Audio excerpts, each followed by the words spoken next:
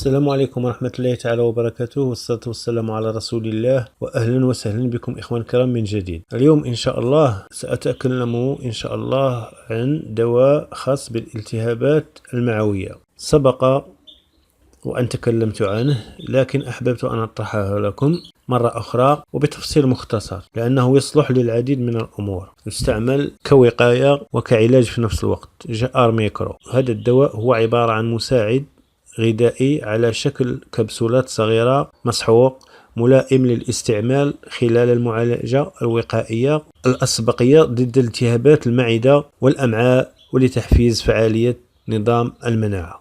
مشكلة النقطة السوداء في المواليد الصغيرة نتيجة إصابة الأبوين، لأن المرض ينتقل من الأبوين إلى المواليد الصغيرة، ولما تزداد المواليد الصغيرة ومادام الأبوين مصابين فكن على يقين أن الصغار سيصابون، وإذا أصيبوا حتى لو خرجوا وعاشوا لأيام قليلة فإن مصيرهم الموت. هذا الدواء إخواني مهم بالنسبة للأبوين، وحتى لما تكون الطيور صغيرة تكبر بعد شيء يمكن أن يعطى لها لتقوية جهازها المناعي ولإبعاد الأمراض وعدم ترك المجال للتكاثر داخل الأمعاء، بحيث يعمل على تقوية جهاز المناعة وكذلك على إبعاد البكتيريا المضرة المعوية.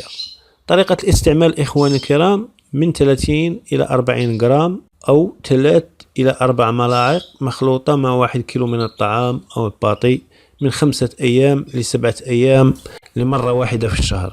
لكن إخواني دائما ما تخلطوش مثلا كمية اللي غتكفيهم 7 أيام، خلطوا كمية تكفيهم يوم أو بالكثير يومين كي لا يفسد الطعام. ودائما تركزوا على الأمراض، راه الهدف هو أن تكون عندكم معرفة بأمراض الطيور. ركزوا مزيان، حاولوا تفهموا هذه الأمور، وراه إن شاء الله في آخر هذه السلسلة غنخلي لكم مرجع يبقى عندكم، حاولوا تقراوه، وهذيك الساعة يمكن لكم تاخذوا أي دواء، ويمكن لكم حتى تعتمدوا على أمور طبيعية. المهم تكون عندكم فكرة عن أنواع الأمراض وتبدأوا تعرفوها إن شاء الله، وراه كلنا نتعلموا. والسلام عليكم ورحمة الله. ولا تنسونا إخواني بالدعم بلايك واشتراك إذا أعجبكم الفيديو، وإلى اللقاء في دواء جديد إن شاء الله، والسلام عليكم.